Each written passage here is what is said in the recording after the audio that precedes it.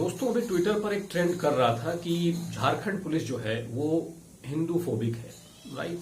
और ये मामला तब नजर में आया जब झारखंड की एक फल की दुकान पर किसी जो फल विक्रेता थे उन्होंने अपनी फल की शॉप पे एक फ्लैग, एक बैनर लगा के रखा था जो ट्रेडमार्क था विश्व हिंदू परिषद का कि ये हिंदू की दुकान है, विश्व हिंदू परिषद द्वारा प्रमाणित, राइट।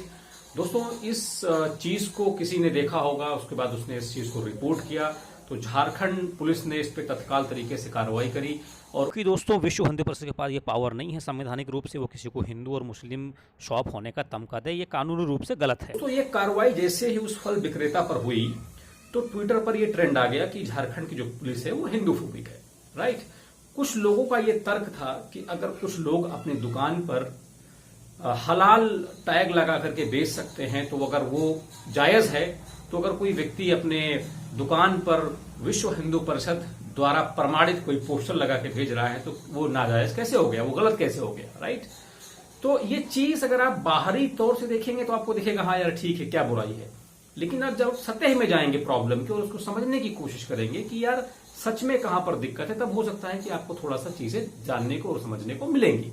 तो दोस्तों जहां तक हलाल टैग की बात है तो वो एक संस्कृति का हिस्सा है, यानी कि मुस्लिम कम्युनिटी के लोग हलाल विधि द्वारा कटा हुआ मीट का प्रयोग करते हैं, जिस तरह हमारे हिंदू भाई हैं वो झटके के द्वारा जो है कटे हुए मीट का प्रयोग करते हैं, राइट।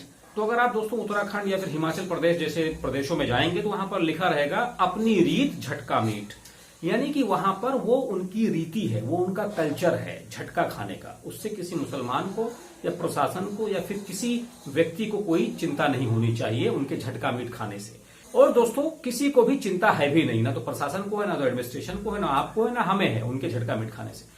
ठीक इसी प्रकार अगर कोई मुस्लिम कम्युनिटी का व्यक्ति हलाल रीति का मीट खाता है, हलाल जो है प्रोड्यूस्ड चीजें खाता है, तो मुझे नहीं लगता है कि इससे आपको या हमें कोई दिक्कत होनी चाहिए, राइट, क्योंकि ये एक कल्चर का हिस्सा है। ठीक उसी प्रकार जिस प्रकार एक झटका मीट एक कल्चर का हिस्सा है, उसी प्रकार हलाल मीट भी एक कल्चर का हिस्सा है। रही बात उस फ्लैग की, उस बैनर की जो उस दुकान पे लगा था और उसे हटाया गया था, क्या वो हिंदू फोबिक है या नहीं है, इस पे हम बात करेंगे।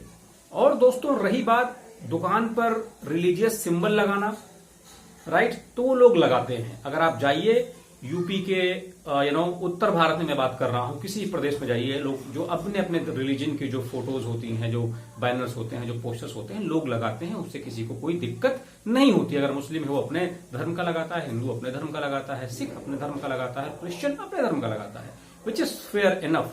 हमारा कॉन्स्टिट्यूशन भी उसकी इजाजत देता है, राइट, कि हम अपने रिलीजियस बिलीफ को प्रैक्टिस कर सकते हैं। लेकिन जो ये झारखंड की बात है इसमें थोड़ा सा ट्विस्ट है। तो दोस्तों हमें और आपको मालूम होगा कि जो हिंदू परिषद है वो एक हिंदुत्व लेड ऑर्गेनाइजेशन है, कट्टरपंथी चरमपंथी संस्था है, जो उनके कुछ रिलीजियस बिलीफ है उनको वो फ्लोरिश करते हैं, राइट। और वो विचारधारा ऐसी है जो समाज के कई सारे लोगों के विचारधारा से उनका कंट्राडिक्शन है और उससे असहमति है, और जब वो असहमति बाहर आती है तो उससे कॉन्फ्लिक्ट होने का खतरा होता है, लॉ एंड ऑर्डर बिगड़ने का खतरा होता है। पास्ट में ऐसी हिस्ट्रीज रही हैं कि विश्व हिंदू परिषद जैसी संस्थाओं ने समाज में लॉ एंड ऑर्डर की सिचुएशन क्रिएट करी है। और दोस्तों जो आज का समय है बहुत ही क्रिटिकल है। कोरोना जैसी महामारी में अगर हम इस तरह की चीजों को सामने लाएंगे, इस तरह की चीजों को कोई संगठन, धार्मिक संगठन या कल्चरल संगठन फ्लोरिश करने की कोशिश करेगा तो बहुत ज्यादा चांसेस ये हैं कि हालात और बिगड़ जाएंगे। तो दोस्तों जाहिर सी बात है इस परिस्थिति में कोई भी स्टेट राज्य ये नहीं चाहेगा कि उसके वहां पर रिलीजियस तनाव हो, रिलीजियस डिस्क्रिमिनेशन हो, जिससे लॉ एंड ऑर्डर बिगड़े, राइट। तो झारखंड पुलिस ने जो जाकर वहां से बैनर हटाया था, वो बैनर सिर्फ और सिर्फ इसी संदर्भ में हटाया था कि ये कोरोना के केसेस से और इस बैनर के लगने से एक सीधा कनेक्शन है। आपको मालूम होगा कि हाल ही दिनों में भारत में बहुत ज्यादा इस्लामोफोबिक चीजें हुई हैं, जिससे लोगों को मना किया गया है कि आप सब्जी मत बेचिए, मुस्लिम फल विक्रेताओं को फल बेचने से मना किया गया है।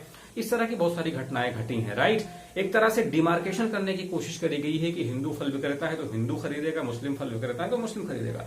तो इस चीज को, इस डिवाइड को मिनिमाइज करने के लिए, खत्म करने के लिए झारखंड पुलिस ने वो कार्रवाई करी है। वो झारखंड पुलिस ने इस वजह से कार्रवाई नहीं करी कि वो हिंदू है, उसने अपना सिंबल लगाया तो उसको हटा दो, ऐसा नहीं है। झारखंड में बहुत सारी शॉप्स हैं जिनपे आज भी, अभी भी जब मैं ये वीडियो बना रहा हूं, रिलीजियस सिंबल लगे हुए हैं। ने जो झारखंड के बैनर वाली जो सिचुएशन थी, ये पूरा का पूरा पॉलिटिसाइज करने के लिए किया गया था।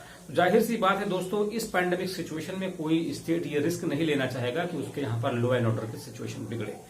तो दोस्तों मुझे नहीं लगता है कि यहाँ पर किसी के रिलीजियस राइट को क्रश किया गया है। रेदर देन आई बिलीव कि एक लॉ एंड ऑर्डर की सिचुएशन जो बिगड़ने वाली थी, जो एक डिवाइड क्रिएट होने वाला था, जो एक डिस्क्रिमिनेशन बढ़ने वाला था, उसे क्रश करने के लिए, उसे मिनिमाइज करने के लिए झारखंड की पुलिस ने वो एक्शन लिया है, ना कि किसी के रिलीजियस बिलीफ को दबाने के लिए। भारतवर्ष एक ऐसा देश है जहां पर सभी को अपने धर्म की प्रैक्टिस करने की पूरी आजादी है, लोग इसे कर भी रहे हैं। दोस्तों आपका क्या मानना है इस घटना को लेकर, हमें कमेंट बॉक्स में लेकर बताएं।